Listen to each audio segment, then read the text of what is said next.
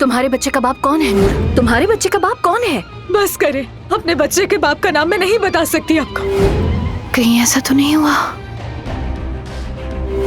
अपने बच्चे के साथ मेरी बच्ची को भी मार डालोगी नूर, कुछ होश कर। अब वो अली से बिना बाप के इस बच्चे की जिम्मेदारियां उठाने के लिए कहेगी। है कोई हल तुम्हारे पास? तुम अपने बच्चे के बाप से मोहब्बत करती हो। वो आदमी डायरी वाला इंसान है। किसी को भी ना बताते हुए हम इस मसले को हल करेंगे। क्या मतलब? हम इस बच्चे को अस्पताल जाकर अबॉर्ट करवा देंगे। उस लड़की ने यहाँ बैठकर मेरी बेटी को वो सीधी भेजी। आज मैं तुम्हें जान से मार दूंगी अल्मास। ये जो कुछ भी हुआ है उसकी वजह से हुआ है, उसने एतराफ कर लिया है। उसने क्यों ये सारा खेल खेला, बताया कुछ?